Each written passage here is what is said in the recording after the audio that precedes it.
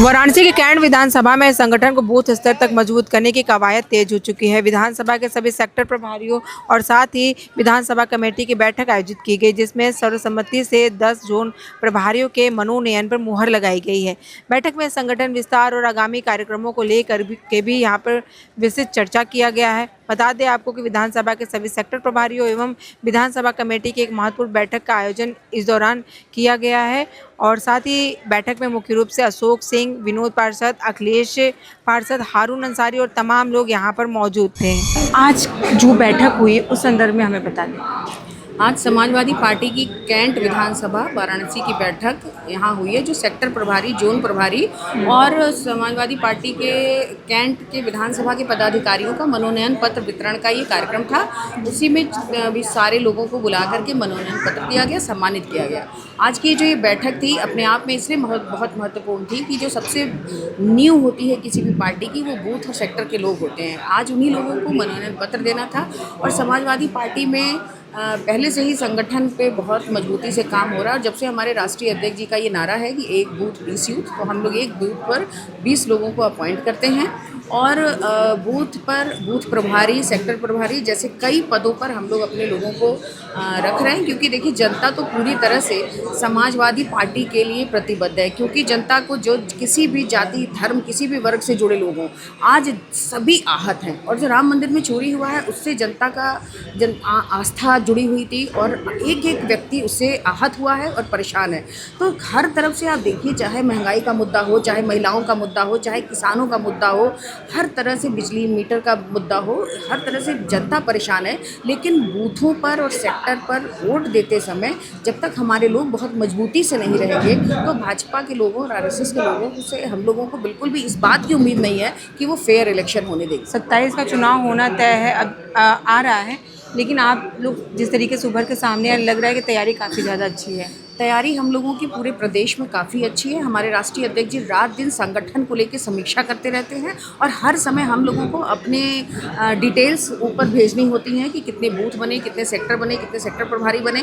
तो इसलिए हम लोग, चूँकि ऊपर से राष्ट्रीय अध्यक्ष जी का निर्देश होता है, इसलिए नीचे बहुत मजबूती से काम हो रहा है और जनता इस बात को जानती है कि समाजवादी पार्टी ही एक ऐसी पार्टी है जो इस भाजपा के तानाशाही से छुटकारा दिला सकती है।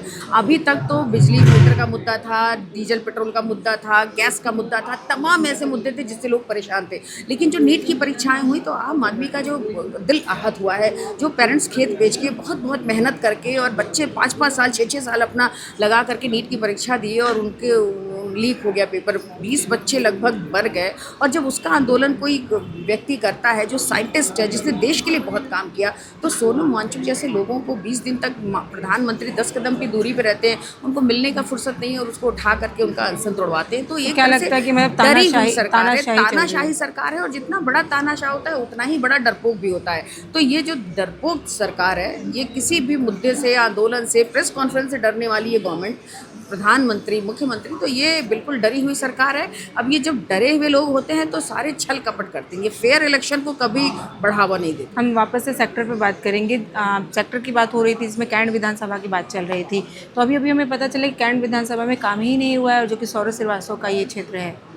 तो लगभग 50 सालों से ये इस क्षेत्र में भाजपा के लोग हैं, भाजपा का प्रतिनिधित्व है। लेकिन अभी आप देखेंगे ज़रा सी बारिश हो जाए तो गलियों में पानी भर जाता है। तो चूँकि जिन लोगों को भरोसा होता है कि वो राम का नाम लेकर के चुनाव जीत जाएंगे और धर्म के आधार पर चुनाव जीत जाएंगे, उन्हें काम कराने का मतलब नहीं होता है। मैं बड़े दावे के साथ कह सकती हूँ कि इनके बड़े से बड़े नेता भी अगर धर्म और जाति की बात ना करें तो छोटा से छोटा इलेक्शन भी नहीं जीत सकते।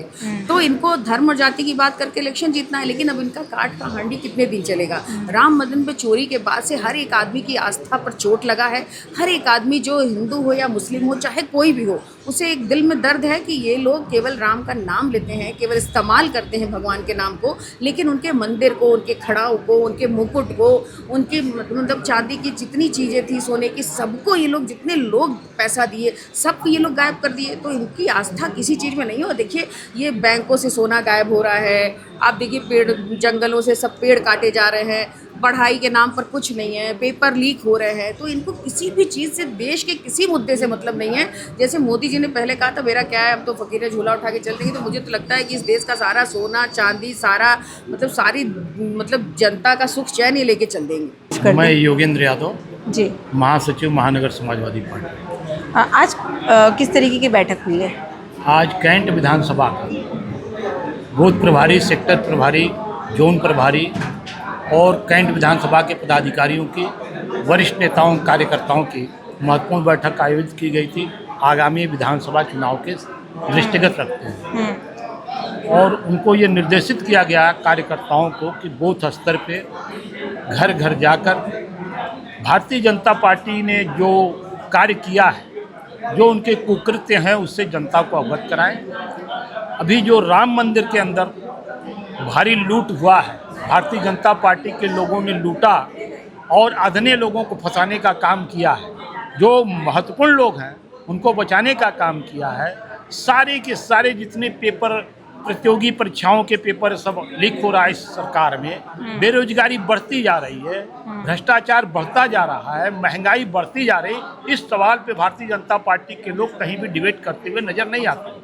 तो इन सब सारी चीज़ों को लेकर हम लोग बैठक किए हैं। कार्यकर्ताओं को बताया गया कि आप लोग घर घर जाइए और इनके जो कृत्य हैं इससे जनता को अवगत कराकर समाजवादी पार्टी के पक्ष में इनको पीडीए को मजबूत करने के लिए। मेरा नाम संजय यादव है, पूर्व प्रदेश सचिव समाजवादी पार्टी लोहिया भाई। वार्ड सरायनंदन से जुड़ी समस्याओं को अब से अवगत कराना चाहूँगा। जैसा कि आप देख रहे हैं, बरसात का मौसम चल रहा है। पहली बारिश में हर कस्बों में, हर बस्तियों में, हर रोड, चाहे वो छोटी रोड हो चाहे बड़ी रोड हो, हर तरफ पानी का जल जमाव है। शहर में कई बड़े, आपने सुना होगा, कई पैसे लॉन्च हो गए, आपकी योजना आ गई, ये पैसे हो गए, वो हमारे वार्ड में 110 करोड़ रुपए पास हुआ है, जिसके फलस्वरूप अभी तक एक छोटा सा कार्य भी सामने मौजूदा पहले ये जमीन पर पूछना चाहेंगे कि कौन से विधायक के अंडर में आता है ये क्षेत्र? सौरभ श्रीवास्तव। सौरभ श्रीवास्तव। जी। तो क्या फिर कार्य नहीं हो रहा? परियोजना तो काफ़ी आई है। परियोजनाओं का सिर्फ भ्रामक तथ्य बनाया गया है और पैसे पास करके उसमें ऊपर नीचे हो रही है। तो क्या क्या कमियां हैं अभी जनता यहाँ को पे? किसी भी तरह का कोई लाभ नहीं हो रहा है। जनता की परेशानियां दिन प्रतिदिन बढ़ती जा रही हैं। आप किसी भी बस्ती में वार्ड सरायनंदन में घूम सकते हैं। सुकुलपुरा हुआ, आपकी पटिया हुई और सरायनंदन बस्ती हुई, आंशिक सराय सुरजन हुआ। जिन बस्तियों में आप घूमोगे तो आपको पता चलेगा कि वहाँ की रास्ते, नालियाँ और जल जमाव काफ़ी हद तक बदल गई हैं। इतनी बद से बदतर हालात में वहाँ की जीवन व्यापन हो रहे हैं लोगों का। तो वहाँ के स्थानीय जनता ने कभी विधायक के पास पहुँच के कुछ शिकायत करी है? स्थानीय जनता की आवाज़ आप लोग ही हैं। स्थानीय नहीं, जनता, देखिए प्रशासनिक कार्य भी होते हैं, नगर निगम है, प्रशासनिक कार्यों में सिर्फ और सिर्फ शिकायतें दर्ज होती हैं। उनका इलाज के फलस्वरूप आप सिर्फ एक आश्वासन देते हैं।